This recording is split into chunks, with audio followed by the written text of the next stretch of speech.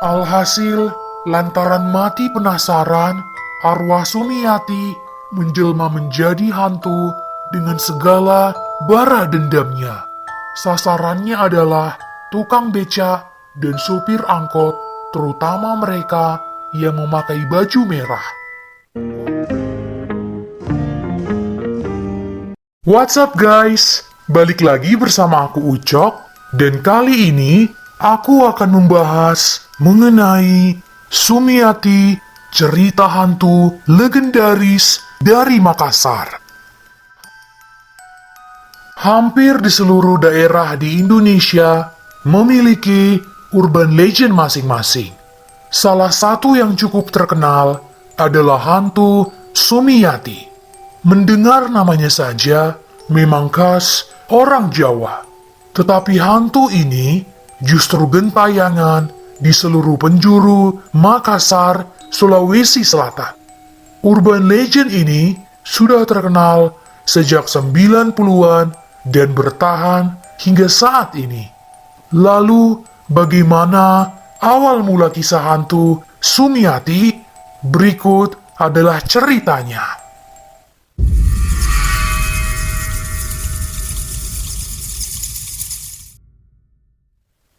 Konon katanya, saat itu seorang siswa sekolah mengalami kesurupan. Dalam kondisi itu, si anak kemudian menunjukkan sebuah lokasi. Lokasi tersebut ternyata awalnya merupakan pohon beringin yang berada di lokasi hutan lindung Karaenta. Sejak kejadian kesurupan itu, warga sekitar kemudian sering melihat sosok penampakan wanita berpakaian serba putih. Namun, banyak juga masyarakat yang bilang ternyata hantu Sumiati ini gak cuma menampakkan diri di pohon beringin Karaenta aja, tapi hampir di seluruh penjuru kota sering melihat penampakannya. Tak sampai di sana saja, beberapa orang juga mengaku melihat penampakan hantu Sumiati di sebuah taman yang ada di pusat kota Makassar. Ada yang melihat di pinggir jalan saat lewat tengah malam dan di berbagai tempat di kota Makassar lainnya. Hal ini tentu saja berdasarkan kesaksian orang-orang yang mengaku pernah melihatnya. Masyarakat meyakini kalau hantu Sumiati tidaklah berbahaya, karena ia hanya menampakkan wujudnya tanpa menakut-nakuti atau meneror masyarakat. Akan tetapi nih guys, ada beberapa orang juga yang mengatakan tak jarang melihat hantu Sumiati tiba-tiba muncul mengenakan gaun merah. Kemunculan hantu Sumiati saat menggunakan gaun merah ini dipercaya bahwa akan ada korban yang menjadi incarannya.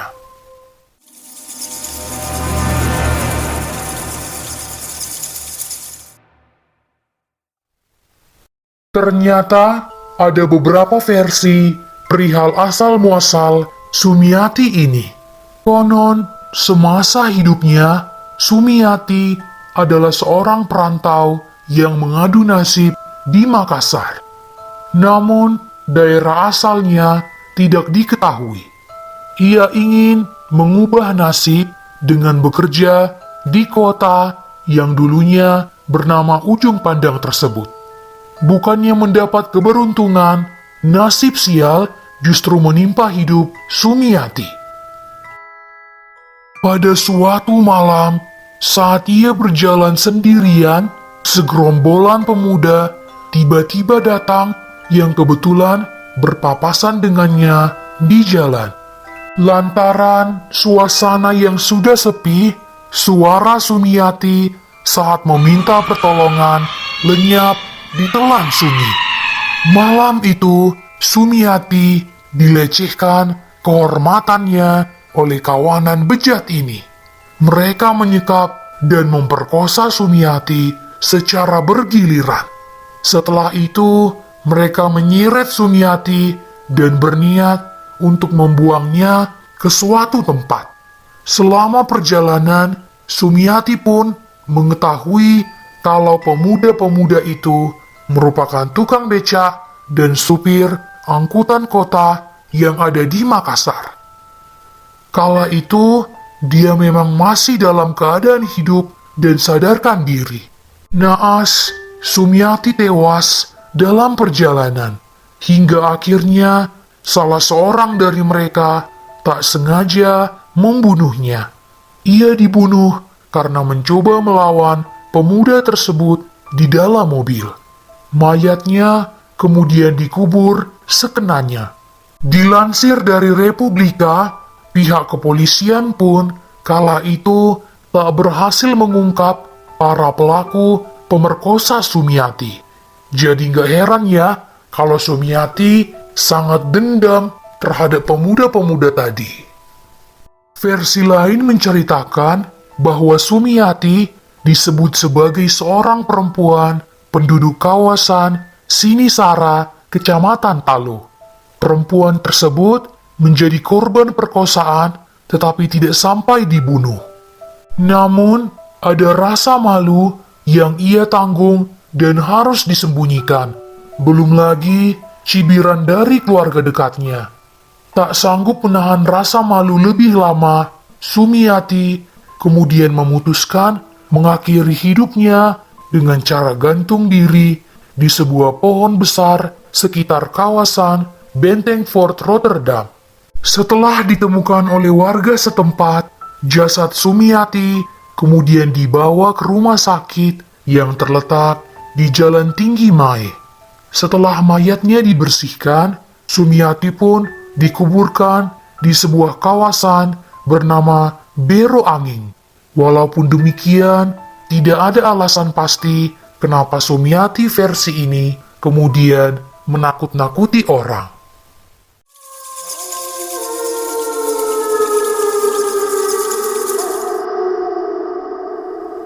Ingin menyembunyikan kejahatannya, salah satu kawanan yang disebut berprofesi sebagai supir angkutan kota pete-pete membawa tubuh Sumiati yang sudah tak berdaya untuk dibuang ke sebuah tempat.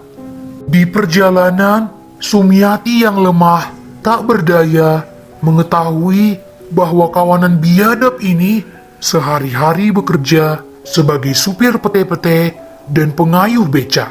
Tak tinggal diam, Sumiati coba berontak dengan sisa-sisa tenaganya. Namun, salah satu pemuda tak sengaja membunuh Sumiati.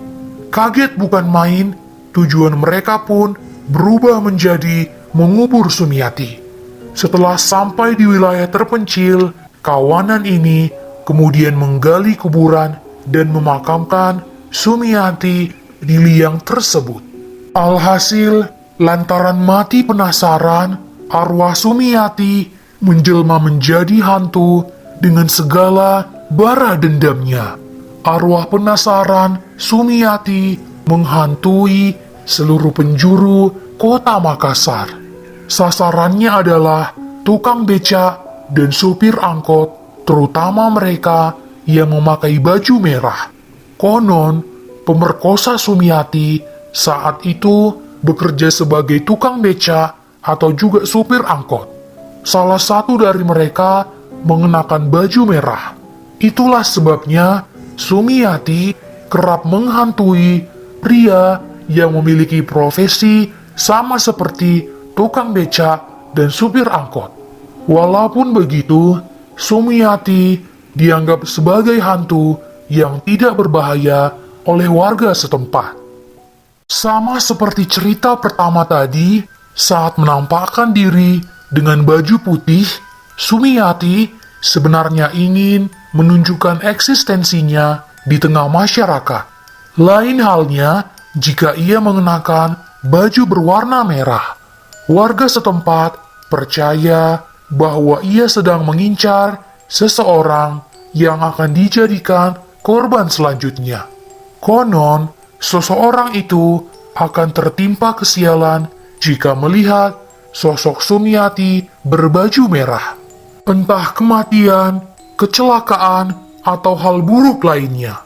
Itu tadi cerita horor hantu Sumiati yang cukup terkenal di Makassar. Meski sudah menjadi urban legend sejak 1980-an, hantu Sumiati juga sempat menghiasi pemberitaan koran-koran lokal pada tahun 2000-an awal. Kisah tentang Sumiati sendiri telah diangkat ke layar lebar. Urban legend tersebut menjadi tema besar film lokal berjudul Sumiati. Film garapan Syahrir Rere Arsyad-Dini tersebut tayang pada tahun 2015 silam. Oke guys, sekian cerita horor dari aku tentang Sumiati, cerita hantu legendaris dari Makassar. Gimana menurut kamu dengan cerita horor kali ini? Apa kamu juga pernah dengar ceritanya? Atau justru pernah langsung melihatnya? Yuk, boleh komen di bawah. Nah, buat kalian yang punya ide atau cerita horor yang lain, boleh banget juga ya komen di bawah atau kirim ke email yang ini. Jangan lupa like, komen, dan subscribe channel ini ya. Dan jangan lupa juga nyalain lonceng notifikasinya supaya kamu gak ketinggalan video terbaru kita.